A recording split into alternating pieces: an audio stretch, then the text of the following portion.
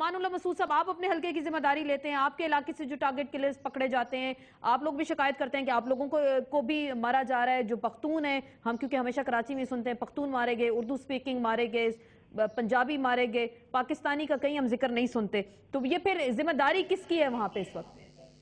آسمہ، جس طریقے سے ابھی انہوں نے خواجہ ظہورالحسن بھائی نے کہا کہ یہاں منافقت موجود ہے، تو یہ حقیقت ہے یہاں منافقت ہے. ہم حقائق بیان نہیں کرتے ہیں. ابھی بھی سمجھا دیں، ہمارے ناظرین کو بھی سمجھا دیں. ابھی یہ جو حالات اس طریقے سے بنے ہوئے ہیں، ایک بات ہم بتا دینا چاہتے ہیں کہ ابھی بھی سیاسی پولیٹیکلی جو کرمنل لوگ ہیں وہ بھی نہیں پکڑے جا رہے. پولیس نہیں پکڑ رہی ہے، وہ بے بس ہے. ایجنسیاں بے بس ہے. رینجر وہاں کاروائی نہیں کر رہی ہے. وہاں کاروائی نہیں کر رہی ہیں جہاں واقعی میں سیاسی پولیٹیکلی دہشت گرد اور ان کے ونگ موجود ہے، چاہے وہ ایم پی ہو یا ایم کے ایم ہو یا پیپلز پارٹی. ایسے علاقے موجود ہیں جو ابھی تک سیاسی پولیٹیکل ونگ پہ انہوں نے ہاتھ ہی نہیں ڈالا ہے. یہ تو صرف ایک شوشہ ہے، ایک ڈرامہ ہے جو وقتی طور پر حالات سیاسی سیٹ اپ کی وجہ سے تھوڑے سے ٹھیک ہو گئے. جب تک آپ صحیح طریقے سے کراچی میں پولیس کو فل اختیارات، ایجنسیوں کو فل اختیارات نہیں ملیں گے، یہ جو مذاق ہے یہ تو ڈرامہ ہے.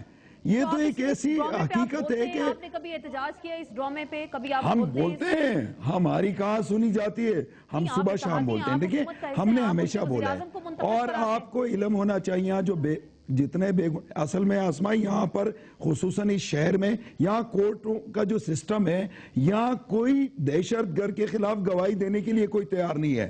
ریکارڈ یہاں موجود ہے کہ ہمارے جتنے، ہم تو 2% والے میں لوگوں میں بھی سے نہیں ہے، ہمارے ہاں باقی تنظیموں میں یقین مانے آسمہ، یہ تو ٹی وی پر یہاں پر میڈیا پر ایسی باتیں کی جاتی ہیں، اتنی منافقت ہے کہ لوگوں کے 200 ٹارگٹ کلر جو موجود ہیں اور 4 مہینے کے بعد آپ پیرول پہ رہا ہو جاتے ہیں کہ ابھی کس طریقے سے رہا ہو جاتے ہیں، ان کے خلاف کوئی گواہی، کوئی سسٹم نہیں ہے. ہم انشاءاللہ اپنے حلقے کی ہم ذمہ داری لیتے ہیں اور ہم ایسے لوگوں کو بالکل برداشت نہیں کرتے جو ٹارگٹ کلنگ کرتے ہیں. جی خواجہ صاحب، میں یہ جملہ نہیں کہوں گا کہ ایم کیو ایم کا نام لے کر کوئی جرائم نہیں کرتا.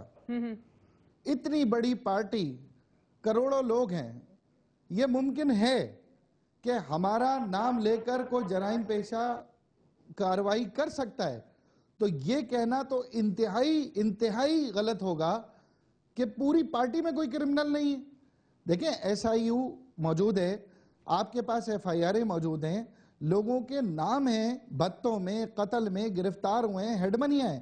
ہمیں تو پہلے سیاسی لوگ ہیں، اور صرف اے این پی اور پیپلز پارٹی اور ایم کیو ایم کا مسئلہ نہیں ہے. یہ جو ابھی ایک چینل کے اوپر حملہ ہوا ہے، تو آپ کو پتہ ہے کتنی پولیٹیکل پارٹیز نے کھل کے تو مذمت ہی نہیں کی. بالکل سب خاموش رہے. وہ سی آئی ڈی بلاسٹ پہ جو حملہ ہوا، کراچی کے اندر ایسی پولیٹیکل نیکسس مائنڈ سیٹ موجود ہے جنہوں نے سی آئی ڈی بلاسٹ پہ حملے کی مذمت نہیں کی. تو اس ملک میں، شہر میں ایسے مائنڈ سیٹ موجود ہیں. ایسے مائنڈ سیٹ کون ہے؟ پھر میں بالکل یہی سوال رکھتی ہوں شجیل میمن صاحب سے. آپ ظاہری بات ہے آپ گورنمنٹ کا حصہ ہیں. ایک بات امان اللہ مسعود صاحب کہہ رہے ہیں کہ جی منافقت ہے، سیاسی شعبدہ بازی ہے، کچھ لوگوں کو جسٹ جا کر پکڑ لیا جاتا ہے. تو جو کچھ ایک مائنڈ سیٹ کا ذکر کر رہے ہیں، یہ دہشت گردوں کا ذکر کر رہے ہیں، تو یہ کون لوگ ہیں؟ کون سے ایسے خاص مائنڈ سیٹ کے لوگ ہیں جو ابھی بھی وہاں پہ موجود ہیں؟ ہمارے لیے کراچی میں ہر شہید ہونے والا ورکر جو ہے یا کوئی بھی شہید ہونے والا شخص جو ہے وہ ہمارے لیے اتنا ہی اہم ہے جتنا ہمارے لیے پیپلز پارٹی کا ورکر ہے. ایک بات خواجہ صاحب کی بالکل صحیح تھی کہ جو پولیس ہے وہ ان کی ڈی مورلائز ماضی میں بہت ہوئے تھے، اور یہ بھی ہے کہ ماضی میں بھی پولیس والوں کی بہت بڑی ٹارگٹ کلنگ ہوئی تھی، اور آج بھی پولیس والوں کو نشانہ بنایا جا رہا ہے. اگر پولیس سو رہی ہوتی یا آرام میں ہوتی تو پولیس کی ٹارگٹ کلنگ نہیں ہو رہی ہوتی، لیکن پولیس کچھ کر رہی ہے تبھی پولیس کی ٹارگٹ کلنگ ہو رہی ہے. اور آج میں سن تو لیں، میں آپ کو جو بات کر رہا ہوں وہ شاید کوئی اہم بات بھی میں کر جاؤں اس لیے میں بول رہا ہوں. اور آج جو ایک میٹنگ ہوئی ہے، میں نے بتایا کہ وزیر اعلیٰ صاحب کی زیر نگرانی پروسیکیوشن پہ پوری یہ ڈسکشن کیا گیا کہ کیا وجہ ہے، کیا لکونات ہیں پروسیکیوشن میں. تو اب اس میں مختلف چیزیں بنائی گئی ہیں کہ ہر ڈسٹرکٹ میں جو ہے وہ اس ڈسٹرکٹ میں پولیس کے جو بھی آفیسرز ہوں گے وہ اور پروسیکیوشن کی آپس میں جو ہے وہ کوارڈینیشن کی ایوری منتھ میٹنگ ہوگی، جس میں جو بھی کیسز جائیں گے کورٹ میں تو ہم یہ چاہیں گے کہ اسٹرانگ ایویڈنسز پیش کیے جائیں. دیکھیں بات سنیں، سارا نزلہ آپ حکومت پہ لگا دیتے ہیں لیکن بات حکومت کی نہیں ہے.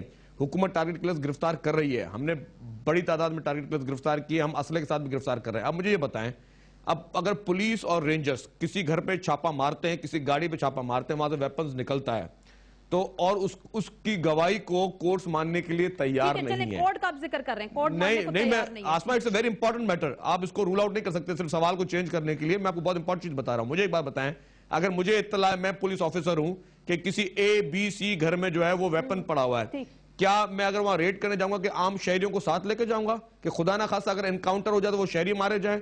ظاہر ہے پولیس اور رینجرز اپنے طریقے سے کاروائیاں کرتے ہیں.